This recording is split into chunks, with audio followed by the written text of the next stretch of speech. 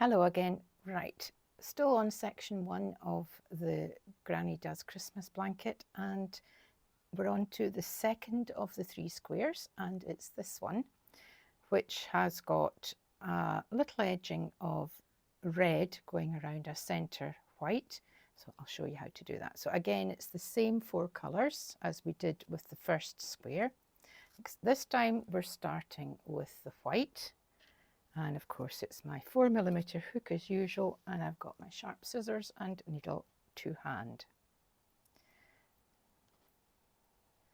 As usual, I'll start with a chain 4. So slip knot onto my hook, and then 1, 2, 3, 4. I keep my chains relatively loose when I'm doing this so that it's easy to put your hook into the very first chain, easy to find it, because you pull that through and through to close up the center circle, and there it has the space in the middle, and we're going to be working our stitches of round 1 into that space. First of all, chain 2, and that's the equivalent of our first treble stitch, and that of course is double crochet if you're using US terms, but treble crochet, which I'm going to be speaking in for this tutorial, in UK terms. So we've done the equivalent of the first treble, so I've got 2 treble crochet stitches to put in, yarn over, go into the space, yarn over and pull up the hook, yarn over, pull through the first 2, and yarn over, pull through the second 2, and that's a treble crochet. I'm going to do 1 more, pull through 2, pull through 2, and that's my first cluster. We're going to be doing 4. This is just like a simple granny square so far. We're going to be doing blocks of 4 clusters, but we've got 2 chains to form the corner between each block, so that's chain 2, and then treble 3, 1, 2, 3. Apologies for this squeaky hook, but we're in the high 20s up here in the studio today, temperature wise, so everything's getting a bit hot and sticky. That's my chain 2 for the corner and 3 trebles, and you'll see the little square forming as we get round. We've got 4 groups of 3 trebles to make. So far we've done 3, chain 2 and 3 trebles, and that's the last of the groups of 3 trebles for this round. 2, 3, and then we finish off with the chain 2, of course, to make the corner, and then you can find the top of that first chain 2 and slip stitch. And if I lay that down, in fact I'll just need to pull this center hole tight so that you can see it more clearly. We have slightly rounded, but we have a square, which is the first square of the round 1, and on to round 2. So round 2 is done with the same color, so I'm just going to chain 2, and then I'm going to turn this over to its reverse side, and you can see if I lay this on top of the dark, you can see that the chain 2 is sitting at the complete right hand side of this corner space. We've got 1, 2, 3, 4 corner spaces, and we're going to be working into this corner space, and the chain 2 is the equivalent of the first treble, so I'm going to put in 2 trebles, 1, 2. So we've got a cluster of 3 trebles, but this time we're going to make a complete corner in here, so I'm going to chain 2 and then put 3 more trebles into that same space, 1, 2, 3. And you can see the corner appearing. We've got 3 more corners to make. So it's simply a repeat into the next corner. It's just straight into the next corner, and it's 1, 2, 3 trebles, chain 2, and 1, 2, 3 trebles, and there you can see 2 corners appearing, and we just need to repeat that. 1, 2, 3 trebles in the next space, chain 2, and 1, 2, 3 trebles. We've got 1 more corner to do, and I might as well just do it on camera, and then I can show you the next round. So that's 1,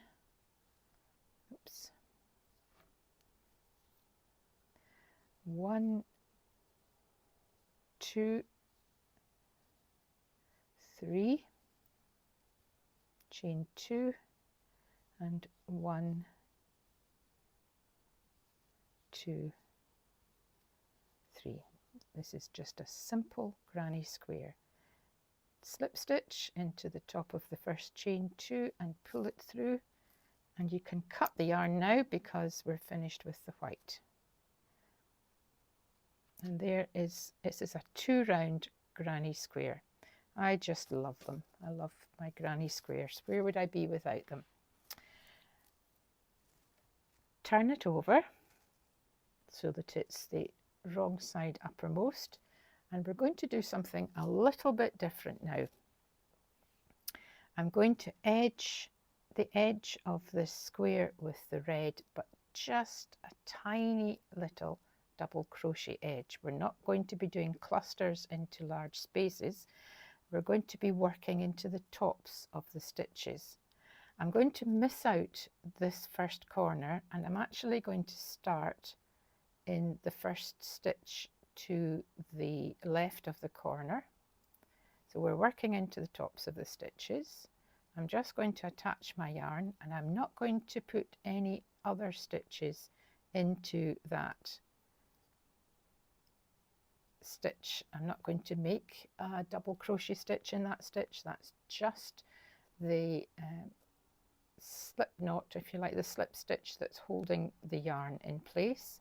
And I'm going to make my first double crochet stitch in the next space along, and make sure you pick up the 2 loops, pull your yarn through, and you've only got 2 loops on the hook, and you pull through the 2. So into the next space, stitch along, sorry, my words aren't coming out so well this afternoon. We're working in the tops of the stitches, not in the spaces below. So it's another double crochet stitch, and into the next one. And we don't need to worry too much about everything being deadly accurate for this round, because half of it is going to be hidden. But let's just see how many stitches I put in. Counting this funny wee thing where we put in, we just attach the yarn as 1, that's 1, 2, 3, 4, 5, 6 stitches I've put in along the side. And I'm going to put 2 double crochet stitches in the corner space, just 2. That's just enough to take me round. 1, 2, 3, 4, 5, 6. Yep. I'm going to put 6 stitches along here. I think you could probably find 7 to go along there, but it's not important to, if one of the stitches is hiding in the corner, you can miss it out. This bit where we had the stopping and starting of the white is a bit slightly more tricky to put your hook in, but just working along till you get to the last stitch, and you can see you've got just a tiny little outline, and that's 2 double crochet stitches in the corner, and then 2 in the corner, because we didn't start, we've got a corner to finish. 1, 2, we didn't start in the corner. And what I'm going to do here is this stitch where I just attached my yarn at the beginning, I'm just going to put a double crochet stitch in there, and then I'm going to go to my next double crochet stitch to finish off with a slip stitch. And that is the edging of red that goes round my little granny square. Like I said, this is going to be partly hidden because I'm going to take my next colour, which is the dark green, and we're going to start it not anywhere on the red, but actually in one of the big corner spaces from round 2. And I'm just checking, I don't think,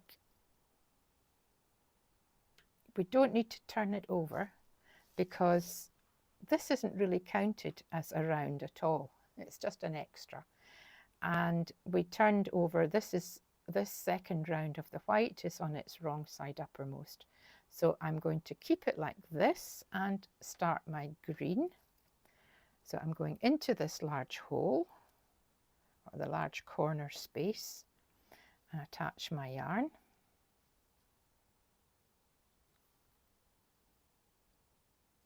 And this is just another round of a granny square.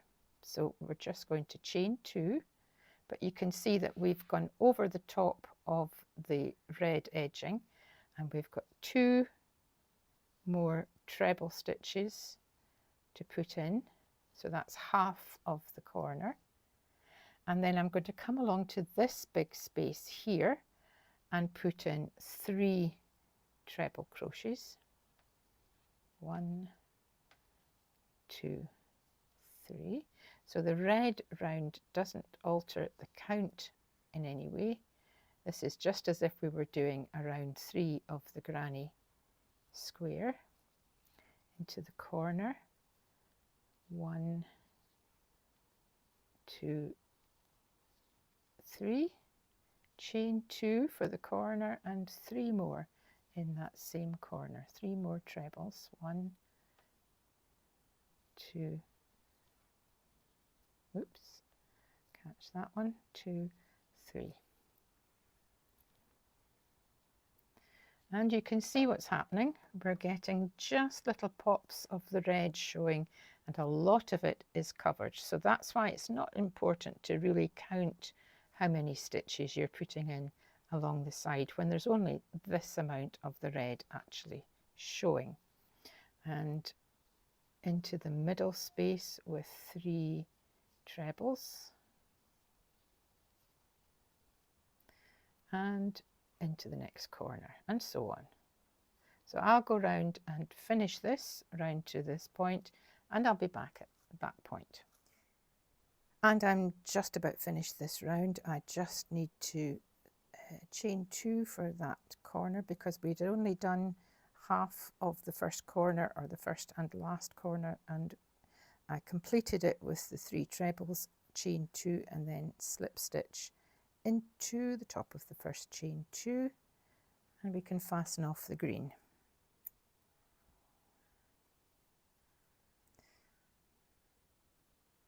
Now if I turn that over, you can see that on both sides you've got just little pops of the colour shining through, and I think it looks really something just a little bit different. Just it's still giving you pops of red like we did with the holly, but it's just a little bit different.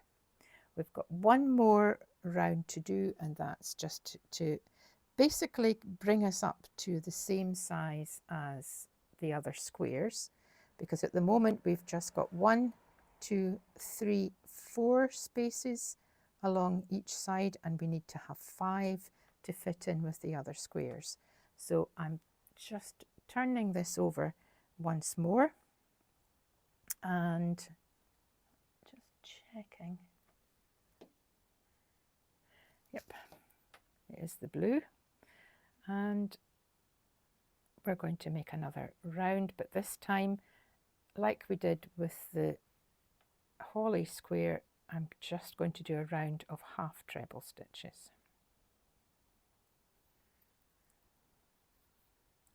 1, 2, and half treble.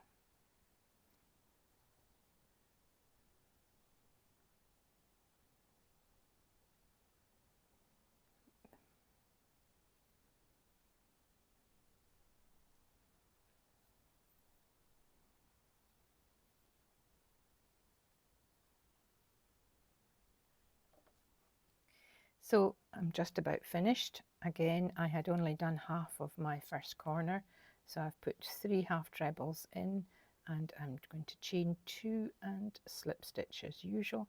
And let's try that again.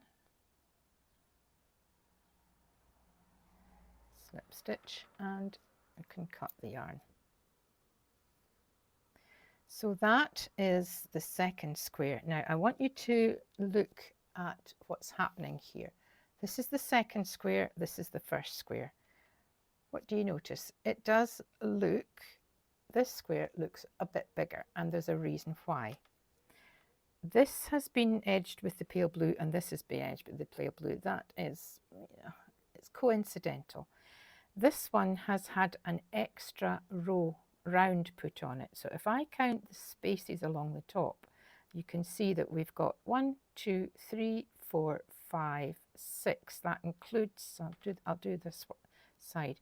1, 2, 3, 4, 5, 6. 6 spaces along the top, including the spaces in each corner.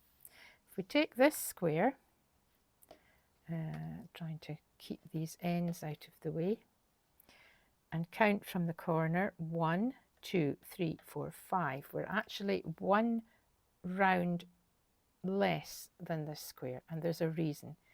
Because when we come to do the joining, I'm not doing continuous join as you go, which if you followed my patterns before, you know that I use a lot. I'm doing a square on its own in the middle, and its joining colour is the pale blue, and you can just see that there. And then I'm going to join around the outside of that square with the dark green as the join. So in other words, this square is going to be joined with the green. This square has already been outlined with the pale blue. It will all become clear once we start doing the join, so don't worry. And I'll be back to show you in the next video the very simple granny square.